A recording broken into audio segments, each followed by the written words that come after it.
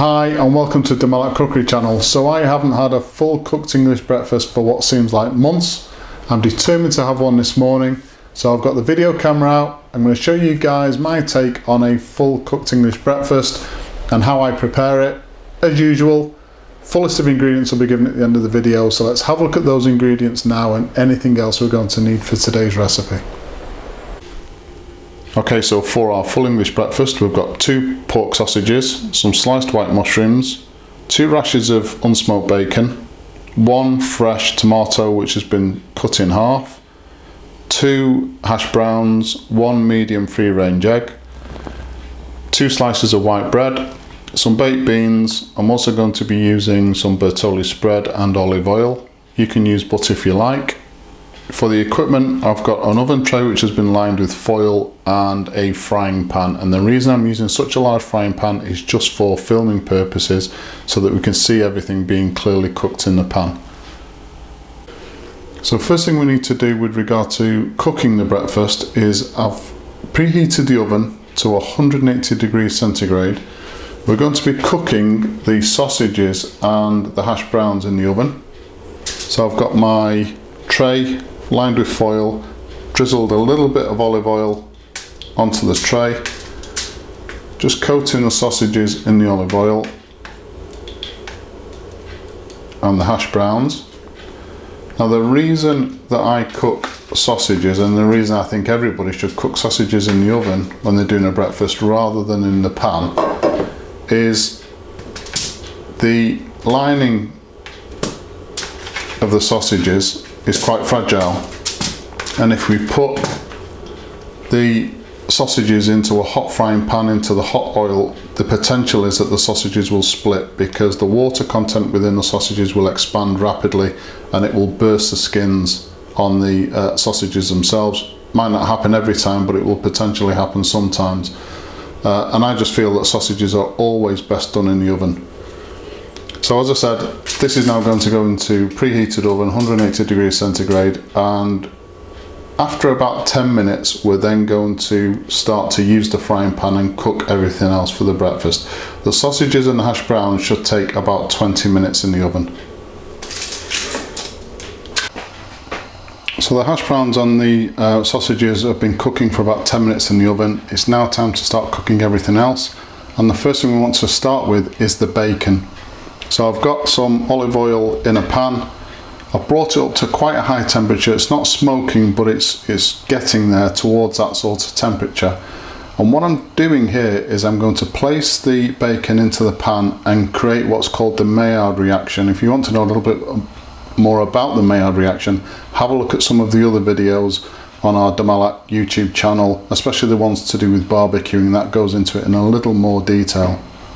But basically what I'm doing is through the searing effect, I'm going to create not only some fantastic flavours on the bacon itself, but also deposits left in the pan, and it's those flavours that we're going to be capitalising on in order to create some really good taste to both the mushrooms and the tomatoes, but also we're going to return the hash browns to the pan as well and get that flavour into them as well. So we take our bacon, and again when you place the bacon in the pan, it should start to fry straight away. This is the searing effect that we're after.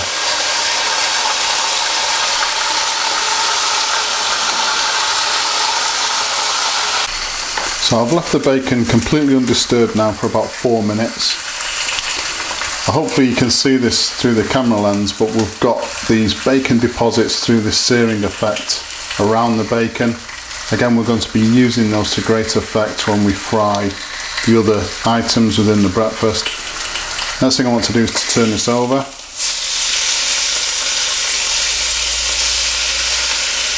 And you've got that deep, rich colour within the bacon. So the worst thing you can do with bacon is put it into a cold pan and then start to move it around the pan, because you definitely won't get this effect, which is what we're after. I'm now going to leave the bacon for another 3 or 4 minutes and then we'll start to fry everything else. So another couple of minutes in the pan and the bacon's now done. So we're going to move the bacon to one side, put in a little bit more oil, and I'm also going to add in just some Bertolli spread. You can add butter at this point if you like.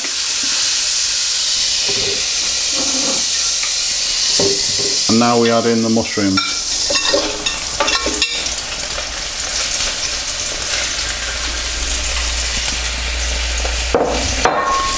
Putting the Bertolli spread or butter in with the oil will just ensure that we get a really deep golden colour to these mushrooms.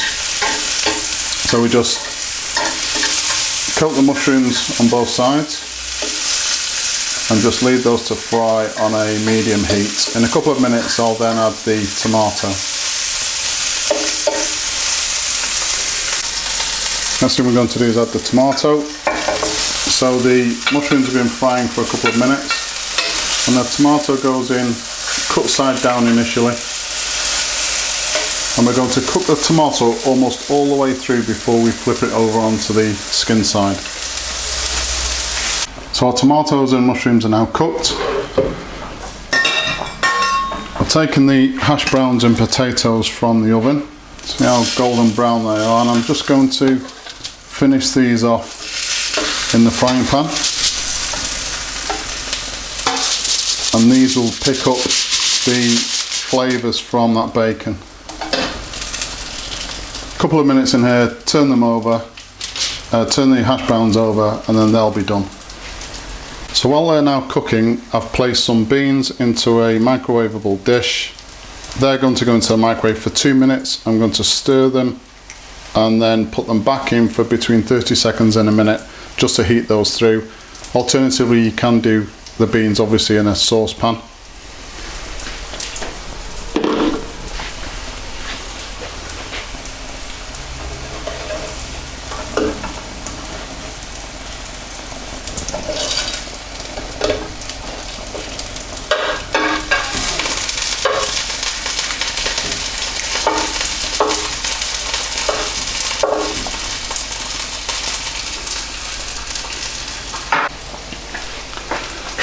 So before we actually place our egg into the frying pan, which is the last thing we need to do, I'm going to be placing our serving plate into the warmer, or you can place it into a sink with some hot water.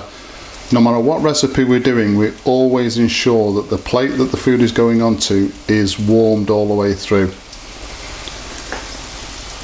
So this is going into the warmer. I'm then going to put the bread in the toaster before the egg actually goes in, because the egg will only take a couple of minutes. I'm also going to do some fry bread as well, show you how to do that, just to sort of take advantage of the filming. So with regard to fried bread, you might have enough oil in the pan already, but if not, just a little bit more oil, not too much, and then get that up to temperature. What we're going to do with the bread is going to fry as soon as it hits the frying pan, pick up those flavours from the bacon and everything else that's been cooked in here. We're then going to turn the fried bread over, fry it on the other side, and that'll be done. By that time, the toasted bread will be done in the toaster. We can get those sorted and then put the egg in to fry.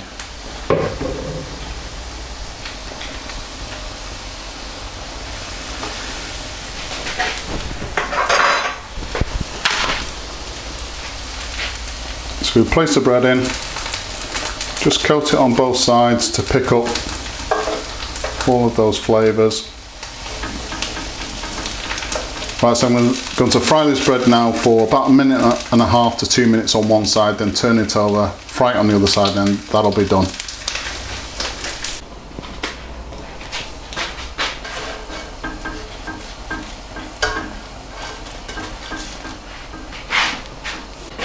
So to cook the fried egg, I've taken everything out of the pan just to make it easier to film.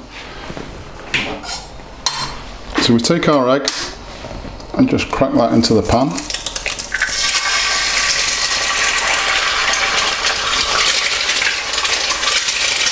So the pan's quite hot, but it's on a low heat.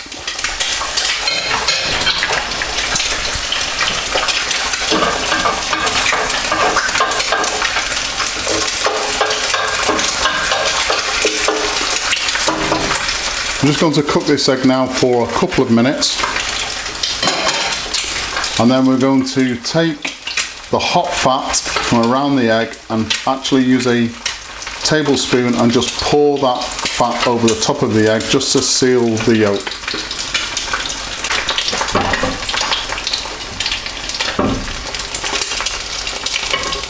So we just take the fat from the side of the egg, just pour that over the top of the yolk, and that will seal this yolk in nicely.